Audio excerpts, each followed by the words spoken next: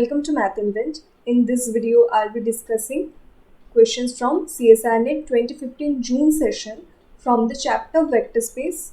So let us see the questions. The first question here is asking about let Pnx equals to x power n for x belongs to R and let P equals to span of P0, P1, P2.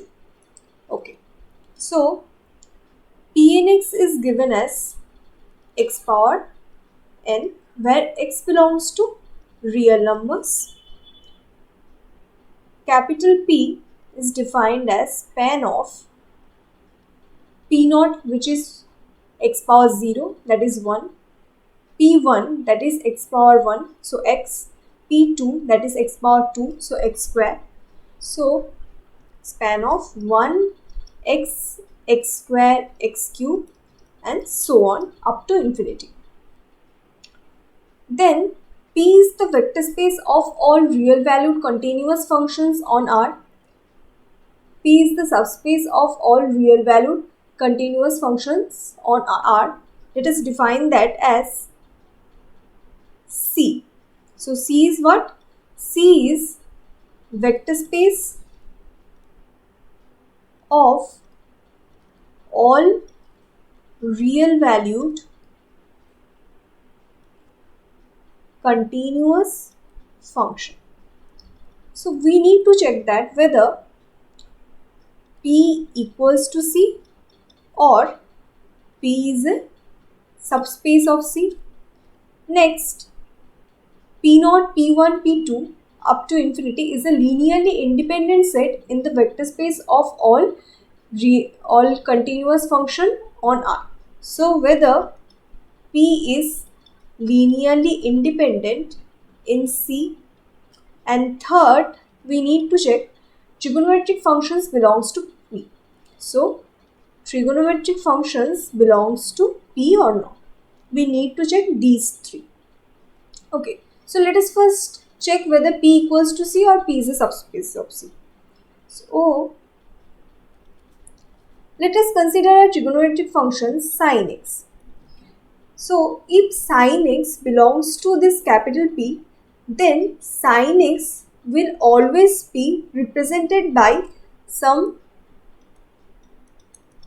linear combination of these vectors. So these will be like this: c2x squared up to some cn x power n for some n. So sin x, if sin x belongs to P, this P, so sin x will always be represented by some linear combination. We know that linear combination means always a finite sum. So sin x can be written as these finite sum, but sin x has the Taylor series representation as x minus x cube by 3 factorial, x power 5 by 5 factorial, and so on. Okay, so sin x does not have these kind of finite representation. So sin x does not belongs to P, but sin x is a continuous function, so sin x belongs to C. So clearly P not equals to C, and also trigonometric function does not belongs to all trigonometric functions does not belongs to P. So from here we can conclude that 1 and 4 are false option. Next, let us check whether P is a subspace of C. Okay, so for this, if P is a subspace of C, what we need to show? We need to show P is a non-empty set, and if we take any two elements from P, and suppose if we take P1 and P2 from P, then for any real number alpha P1 plus P2 will always belong to P. So let us do that. 1 belongs to P since P is the span of 1x square. So clearly P is non-empty. So now let us take some element P1, P2 belongs to P and some alpha belongs to the field R. So P will have some form like this since P belongs to the span of 1x square. P will have a form like this. Suppose up to am x power m. P2 will have a form like this. Suppose B01 B1x up to Bm x power m, Bm plus 1 x power m plus 1, and up to Bn xp, Bp xp. Okay, where these alpha I belongs to real number and these bj's belongs to real numbers. Now we have taken alpha from R. So what will be alpha P1 plus P2? Alpha P1 plus P2 will be like this: A0 A1x up to Am x power m plus B0 B1x Bm x power m up to Bp x power p. So from this we can write alpha A0 plus B0. If we take the coefficient of x, then that will be alpha A1 plus B1 into x. Next we are going to take the coefficients of x square. That will be alpha A2 B2 x square. So if we take the coefficient of x power n, that will be alpha alpha am plus bm power into x power m, and after that the terms will come from this P2. So from here it will be bm1 xm plus 1 up to bp x power p. So clearly this alpha ai plus bi belongs to real number for all I varies from 0 to m. So alpha p1 plus p2 can be written as the linear combination of 1x square x power m plus 1 up to x power p. So alpha p1 plus p2 belongs to this capital P. So this P is a subspace of C, which is the set of all real valued continuous function on R. So we can see that here option 2 is the correct option. Let us now check whether this P is a linearly independent set of vectors in the vector space of all continuous function or not. Okay. So P is this 1x square up to x power n and so on.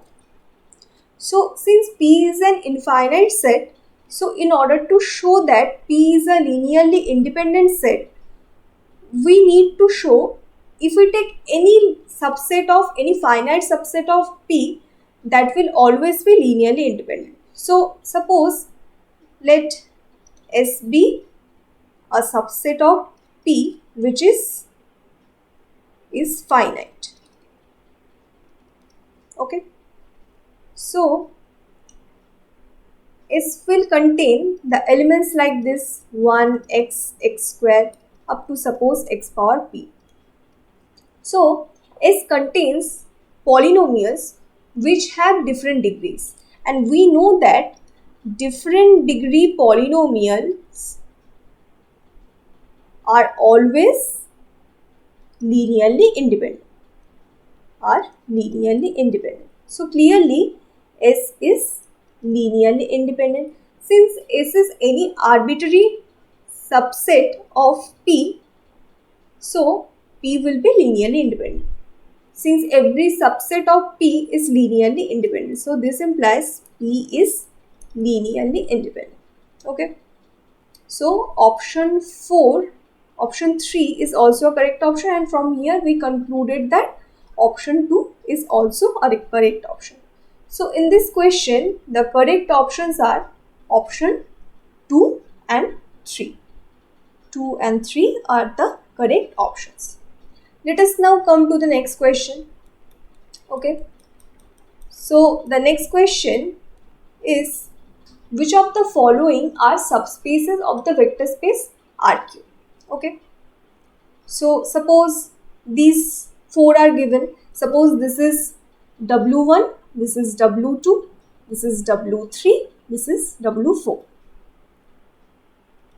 Okay, so first let us check 3 and 4.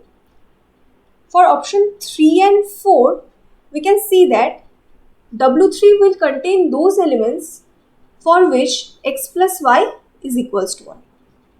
So, if we take this element, which is the identity element of R3, so since this is the identity element of R3, this must be contained in every subspace. But if we take a look, 0 plus 0, this is not equals to 1. So clearly this 0, 0, 0 element does not belongs to W3. Similarly, for this case, if 0, 0, 0 belongs to W4, then what will happen? 0 minus 0 should be equals to 1, but that is not true. So 0, 0, 0 does not belongs to W4. Okay, so now let us check W1 and W2. For W1, if we need to show that W1 is a subspace of R3, we first need to show that W1 is non-empty, and if we take any two vectors V and W from W1 and take a real number, take a real number alpha from R, then alpha V plus W will always belongs to W. So let us do that. So we are checking option 1. 0, 0, 0 belongs to W1. Why? Since 0 plus 0, 0 plus 0 equals to 0. So clearly W1 is non-empty.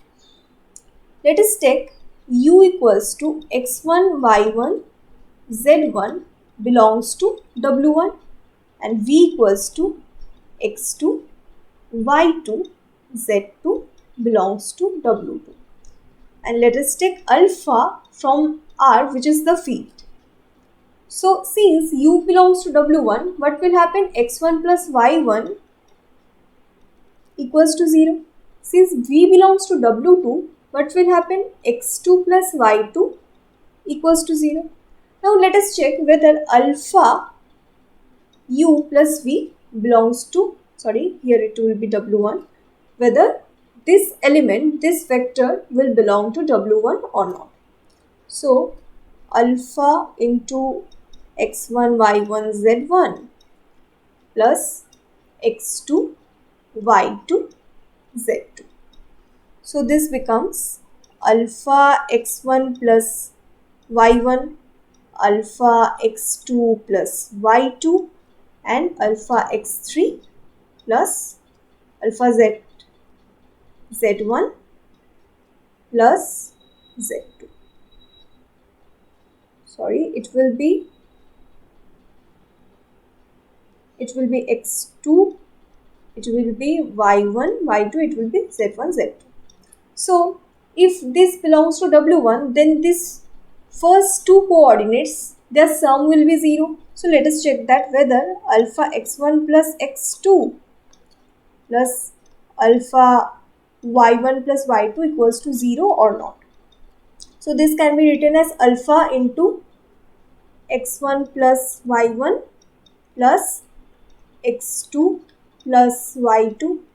So clearly these two are 0. So this is also 0 and this is 0. So the whole will be 0. So clearly this alpha U plus V belongs to W1. So clearly this W1 is a subspace of RQ. Okay.